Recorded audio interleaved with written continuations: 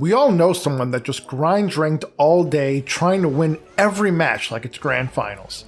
Or that person that's just in the lab coming up with the perfect setup and practicing their execution until they can do it in their sleep. But both of these players are going to face the same problem. They're going to lose and not know why.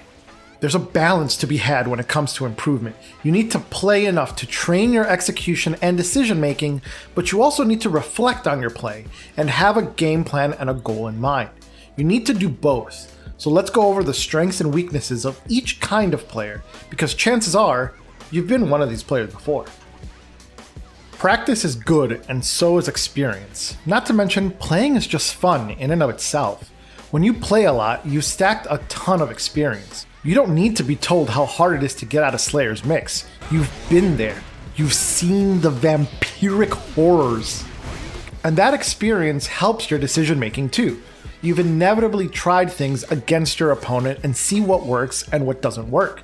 You've gained significantly more matchup knowledge via this trial and error, so when you run into that situation again, you already have the practice of what to do.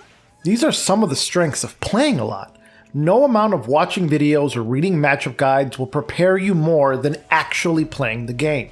Experience is the true test of knowledge, and even when you don't have any knowledge, experience can give it to you as well. But it has its weaknesses too, because as much as you can gain knowledge from playing against someone else, the honest question is, why get beat up a million times when you can just learn from someone else? It can be very taxing and tiring trying to figure everything out by yourself. It can also take a lot longer. It's so much easier to just look up how disjointed a move is than trying to test it out yourself. There are also the people that just don't know what they need to learn. Not everyone can immediately recognize what they did wrong and what to do to fix it. We've all been in a situation that confuses us and we're just like, what the hell do I do here? The answer exists, it's just that we don't even know how to find it. Most people that play a lot rarely watch their own replays. So even if they're doing well, they may have built a bad habit without knowing it. It's like that person that mashes DP on wake up every time.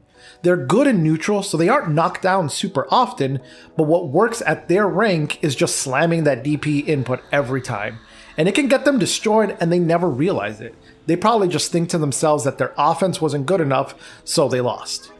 Playing a lot has a ton of benefits, arguably the most of the two, but you can't just play. You have to reflect, and even though reflection has its own issues, it has some unquestionable strengths too. If there's one fighting game genre that is known for its insane lab monsters, it's anime fighters. Okay, maybe versus games too. But we all know that person that just wants all the tech, all the knowledge, and all the strategy. Honestly, that's me. I tend to be a brain-based player, and understanding how the system works, why it works that way, and the unique aspects of it, that's my jam. However, that thirst for knowledge also came from being confused. When I would get overwhelmed by someone's offense and have no idea what to do in that situation, I would freeze. I would block for my life, afraid to try anything because I didn't know what the right answer was. This is an example of the limitations of knowledge. Having the knowledge is just one step of the process, arguably the first step. You need to know and identify what the problem is before you can figure out what the solution could be. You need to understand the situation to know if it will work or not. So knowledge is the beginning to solving the problems you face in fighting games, but you still need experience. Practicing your combos in training mode is like studying.